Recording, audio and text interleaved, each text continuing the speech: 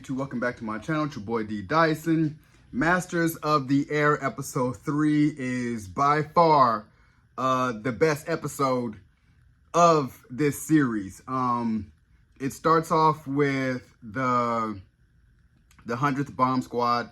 It kind of starts off from last episode of they're just seeing what was going on as far as that night that the town or city next to them was getting hammered at night. But then they have to start with this 100 bomb squad is part of a assault force or a task force. It's about 3 of them that has to go into Germany to drop bombs on this factory, and then they have to fly to Africa. So I was telling myself, I'm like, ooh. So when the major kind of seen the map, they're all kind of like, damn, it's a long time to be flying, you know, and they were all up for it. And you just seen the emotional toll in this. And as they were about to start going, a lot of people start having these different things about Valhalla.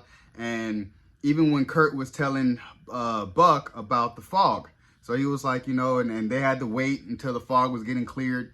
You just kind of knew the implications around this, especially when the higher ups were kind of like, you just knew something about this mission was not going to go right.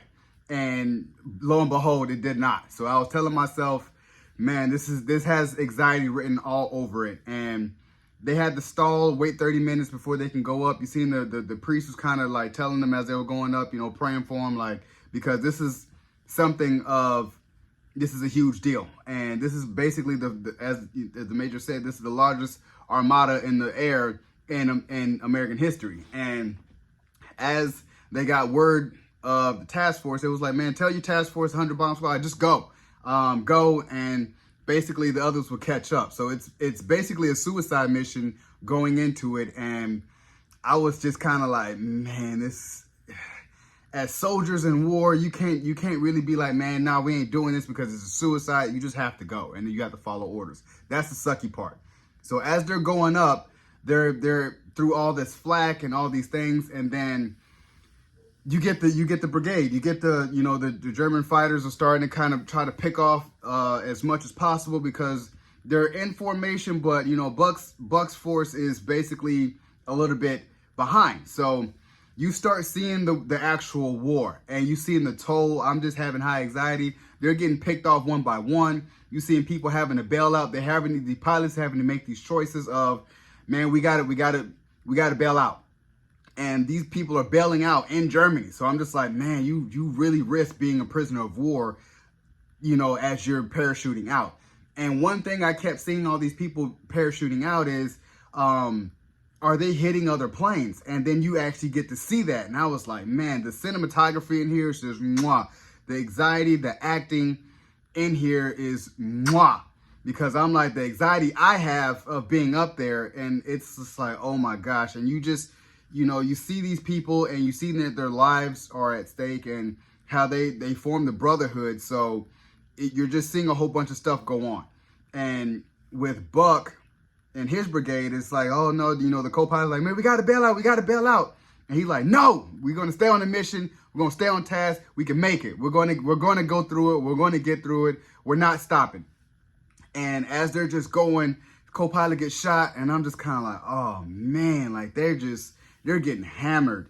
And it's so much hurtfulness. And even when Quinn leaves Babyface in the turret because it gets stuck, and he just had to make that life decision, like, if I help you, I die, and if not, I have to bail out, I have to leave you here. And that, you could tell that's probably going to weigh on him. And then as he gets captured as a prisoner of war in Belgium, as he's making these life choices on the ground of, you know, hey, do I get executed now, or do I take my chances to try to get back to England? So, you know, we kind of seen the preview of next episode. So he gets back to England, but at what cost?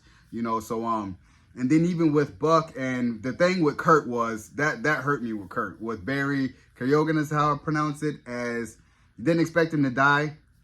And that's a spoiler alert, but just seeing how he just really was like, no, his co-pilot got shot, and I was the one that was helping him. He like, man, nah, I'm gonna make it. His whole crew is bailing out. They're like, you got to do it too. And he's like, no, you know, he's breathing. I'm going to try to land it safely so he can make sure that he gets out too. And then just that last split second of, oh God. And then it just explodes. And I was like, golly, man. Like, so you could tell the emotional toll that it's going to have on everyone, that Kurt is gone. And as they're still getting hammered, it's, you know, with Buck's crew is kind of like, okay, you're having anxiety because they're losing fuel. They don't have enough fuel to get to Africa. So it's like, what do you do? But they did complete the mission of bombing the factory. And now you have another task of, okay, you gotta get to Africa. You only got 600 miles of fuel and then 750 miles to get to Africa. What do you do? And Buck is like, as you know, as an air exec, it's, you know, feather it, I'll land. You know, he got there, you know, right before the runway, but they got there. And it was basically 11 out of 21 bombers that landed.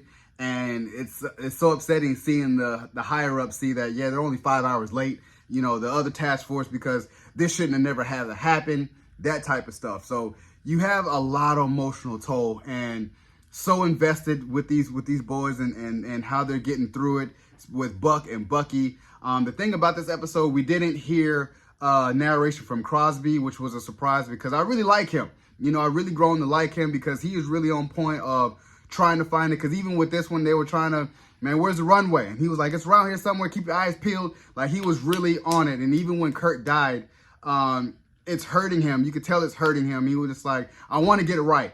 You know, I want to get it right. And the guy kind of looked at him and was like, I can understand. You know, he was like, he helped him out. It was like, it was about 1,100 because he wants to get it right. So whenever you tell the, you know, the loved ones back home, this is when he died, you know. So you can tell he was really shaken up and he was really hurt. And like I said, the emotional toll with this episode, the action, the cinematography, the anxiety you have being up there with them, going through the flag, going through the fighters, you know, the guys falling. That stuff is so traumatizing. PTSD is not even a thing back then, but my God, you would have this, you know, going through that. And that's why I tell myself I got much respect for people that went through war and came home. You know, I feel like you have a lot more that you have to deal with their mentality dealing with something like this. I loved every bit of it. Like I said, this is the best episode of the series so far. And I'm jonesing for more. I am jonesing for more. So, you guys enjoyed my review of Masters of the Air, episode 3. Subscribe to my channel, post a comment down below, and like the video. It's your boy, D. Dyson. Peace.